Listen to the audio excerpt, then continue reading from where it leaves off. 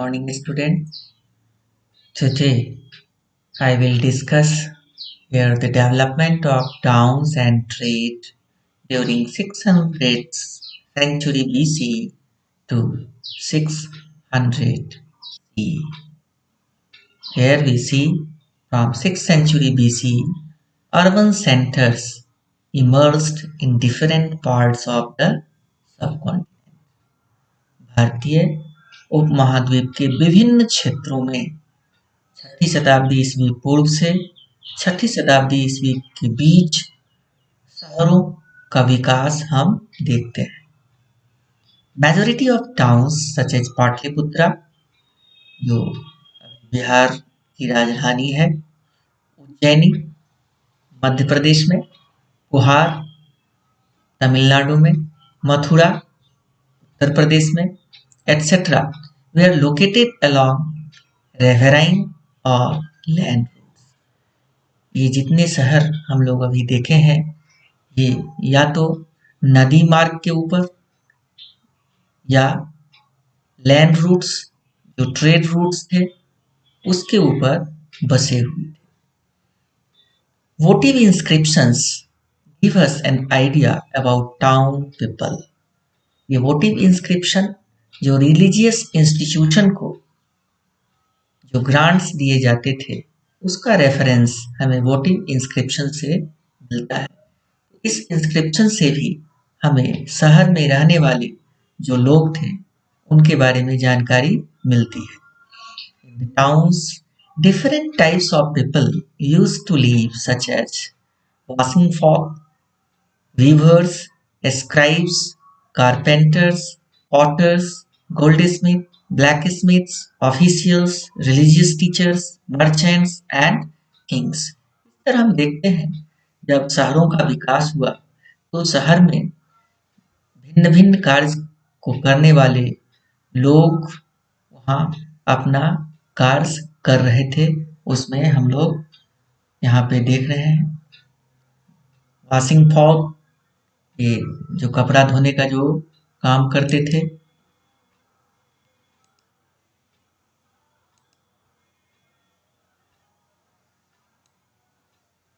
Viewers कपड़ा बुनने का, स्क्राइब्स जो सुंदर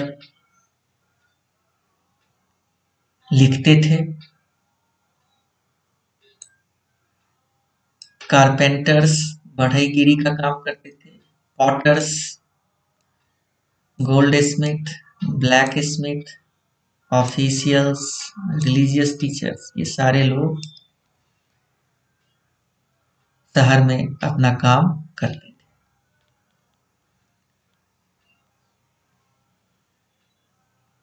Artisans and traders organized themselves in guilds और श्रेणीज। गिल्ड्स और श्रेणी एक ही तरह के काम करने वाले जो लोग थे उनका जो संगठन होता था, उनका जो ऑर्गेनाइजेशन होता था उसको गिल्ड्स और श्रेणी के नाम से जाना जाता था। Guilds procured raw materials, regulated production and marketed the finished product। ये जो श्रेणियां थी वह कच्चे माल को प्राप्त करती थी, दूसरी जगह से लाती थी, जो उत्पादन होता था उसके ऊपर उसका नियंत्रण होता था, उसका संचालन होता था। मार्केटेड द फिनिश्ड प्रोडक्ट और जो बने हुए जो वस्तुएं होती थी उसको वह एक क्षेत्र से दूसरे क्षेत्र में भेजता था। इस तरह गिल्ड का इम्पोर्टेंस छठी शताब्दी ईस्वी पूर्व से छठी शताब्दी ईस्वी के बीच बहुत अधिक महत्वपूर्ण था। Trade was not confined with the subcontinent but extended to East and North Africa, West Asia and Southeast Asia and China। जो भारत की जो बनी हुई वस्तुएं थी उसका व्यापार केवल अपने क्षेत्रों में ही नहीं होता था बल्कि इसका विस्तार हम देखते हैं ईस्ट एंड नॉर्थ अफ्रीका, उत्तरी और पूर्वी अफ्रीका तक, वेस्ट एशिया, पश्चिमी एशिया तक, साउथ ईस्ट एशिया, दक्षिण पूर्व एशिया और चाइना तक। इससे हम अनुमान लगा सकते हैं जो भारत का व्यापार बहुत ही अधिक क्षेत्रों में विस्तृत था और निश्चित ही इस व्यापार के माध्यम से भारतीय व्यापारी अधिक आय अर्जित करते होंगे। India used to export spices, यहाँ के जो मसाले थे बहुत ही फेमस थे। फाइन पर्ल्स, आइवरी, हाथी दांत, मोती, सिल्क क्लॉथ, रेशम के वस्त्र, मेडिसिनल प्लांट्स, जो औषधीय पौधे थे, इन चीजों को हमारे यहाँ से निर्यात किया जाता था। Trade in subcontinent and beyond. India had contact with countries on the eastern side along with the Bay of Bengal as well as on the western side with North Africa, West Asia and some parts of Europe as well. Bharat का व्यापार जैसा कि ऊपर हम लोग देख चुके हैं,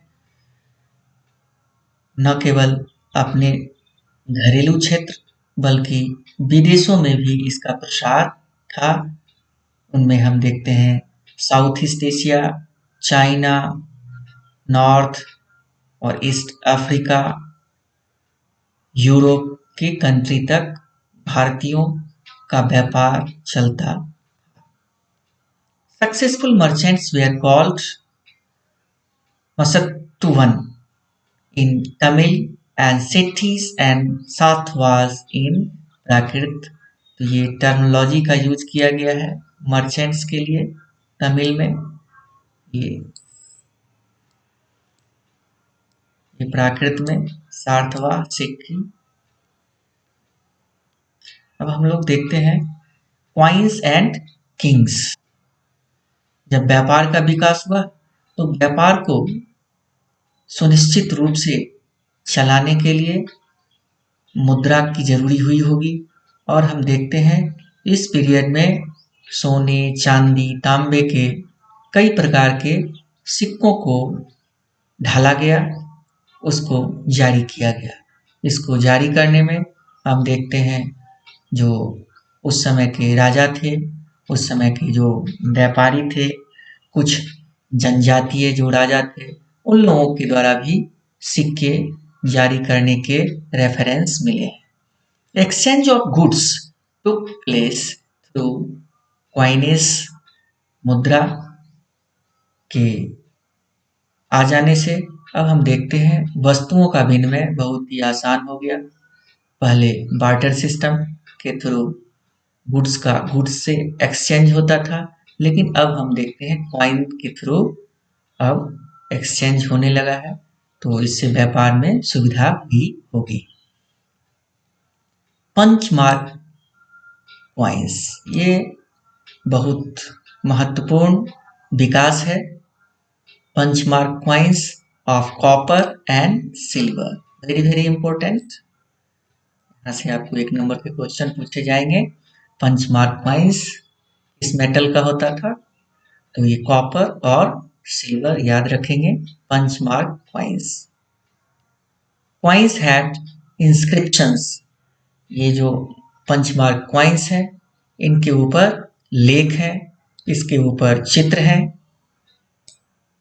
pictorial representation which was issued by kings. ये आप देख सकते हैं यहाँ पे coins. First gold coins were issued in the first century C by Kushanas. हम देखते हैं जो पहला जो सोने का सिक्का चलाया गया वह कुशानों के द्वारा, जो फर्स्ट सेंचुरी सी, पहली शताब्दी ईस्वी में कुशानों के द्वारा चलाया गया। Virtually identical in weight to those issued by the contemporary Roman emperors. और इन सिक्कों की समानता हम देखते हैं रोमन सिक्कों से है। जिस तरह रोमन सम्राट सिक्कों को जारी करते थे। Historians suggest of the link with the Roman Empire as well। इस तरह हम देखते हैं जो सिक्कों की जो रोमन एम्पायर से समानता मिलती है, तो इसके आधार पर इतिहासकारों का मत है जो रोमन साम्राज्य से और भारत के बीच में अच्छे व्यापारिक संबंध रहे होंगे। Next, exchangers were facilitated by introduction of coins. इस कॉइन्स के जारी होने से किसको फायदा हुआ? तो एक्सचेंजर्स जो वस्तुओं का विनिमय करते थे। Punchmark coins made of silver and copper were amongst the earliest to be minted and used. Very, very important. Punchmark coins. Coins were issued by kings, merchants, bankers, townspeople. First coins bearing the names and messages, images of rulers were issued by the Indo-Greek. Very, very important. इसको याद रखेंगे। Indo-Greek शासकों के द्वारा पहला मुद्रा जारी किया गया जिसमें इमेज और राजा की आकृति और नाम खुदा हुआ है। The first gold coins were issued in the first century CE by the Kusanas। इसको हम लोग ऊपर देख चुके हैं। Hoards of Roman coins have been found in South India। जो रोमन सिक्के हैं उनका खजाना हमें साउथ इंडिया से मिला है। This indicates that there was a close connection between South India and Roman Empire। और इन सिक्कों के मिलने से हम अनुमान लगा सकते हैं जो रोमन साम्राज्य और साउथ इंडिया के बीच व्यापारिक संबंध रहे होंगे। Next, coins were also issued by tribal republics. इसमें हम हरियाणा और पंजाब के क्षेत्र में फैले हुए योद्धे जो गणराज्य थे उसके द्वारा भी कॉपर कॉइन्स जारी किए गए। The Guptas also issued gold coins. गुप्त शासकों ने भी जारी किया gold coins. These were remarkable for their purity. गुप्तों के जो सिक्के थे वह शुद्धता के स्तर पर बहुत ही खरे थे। These coins facilitate the long distance trade. इससे लॉन्ग डिस्टेंस जो ट्रांजेक्शन हुआ, ट्रेड हुआ, उसमें सहायता मिली होगी। From 6th century onwards the finds of gold coins are fewer। historians divided on this issue। कुछ लोग कहते हैं some suggest that there was an economic crisis। आर्थिक संकट होने के कारण वेस्टर्न जो रोमन एम्पायर था उसका पतन हो गया और व्यापार में गिरावट आने के कारण हम देखते हैं डिक्लाइन होता है। Decline of long distance trade affected the prosperity of states, communities and regions. इस तरह हम देखते हैं जो व्यापार के पतन से लोगों की संपन्नता, राज्य की संपन्नता वह घटी होगी। Others argue that new towns and networks of trade began to emerge around this time, though finds of coins are fewer। कुछ लोगों की ये मान्यता है नए नए शहरों का उदय हुआ इस समय में, डेवलप हुए और व्यापार की शुरुआत हुई होगी इस पीरियड में, और फिर जो सिक्के थे वह कम मिले।